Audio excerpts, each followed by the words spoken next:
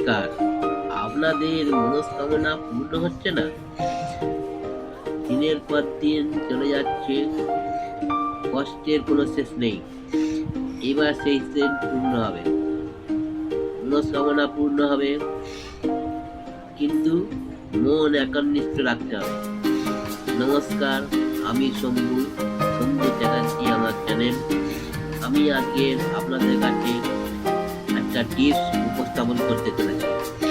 আপনাদের কাছে অনুরোধ করব, আপনারা পুরো ভিডিওটা দেখেন এবং যথেষ্ট পরিমাণে লাইক এবং শেয়ার করেন। আশা করছি আপনাদের এই কাজটা করতে পারলে আপনারা যথেষ্ট পরিমাণে উপকৃত হবেই। আগামী 26শে মে, 11ই জ্যৈষ্ঠ, ফলহারিণী কালী পুজো। অমাবস্যা পড়ছে। এই অমাবস্যার মধ্যে আপনাদের এই কাজটা করতে হবে। অমাবস্যা লাগছে আপনাদের 26 তারিখে রাত্রির বেলা।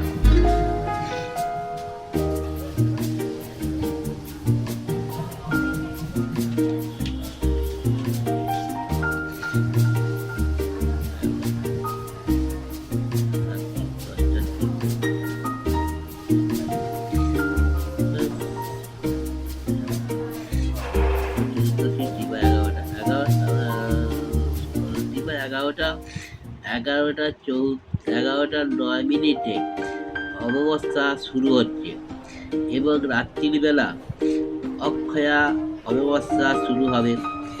এই অক্ষয়া অমাবস্যাতে আপনারা স্নান করে মা ফলহারিণী কালী পুজোর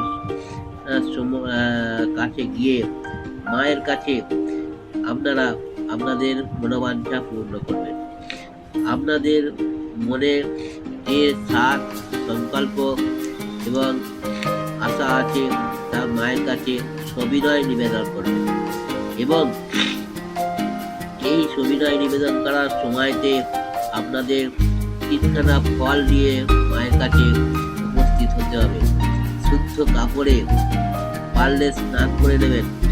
শুদ্ধ কাপড়ে মায়ের কাছে 3টে ফল, একটু জবা ফুল, একটু লাল চন্দন নিয়ে মায়ের কাছে নিবেদন করবেন এবং মায়ের কাছে আপনাদের মনস্কামনা জানাবেন।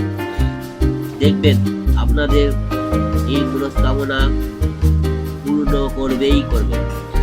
মায়ের অসীম দয়া। এই ফলহারিণী কালী পুজোয় যে যা মায়ের কাছে ফল দান করে মনস্কামনা জানায়, সেই মনস্কামনা পূরণ করে। কিন্তু একটা দায়িত্ব আছে, এটা হলো কি, যে 3টে ফল আপনারা মায়ের কাছে দান করবেন, এই 3টে ফল 1 বছর নিজেরা খেতে পারবেন না।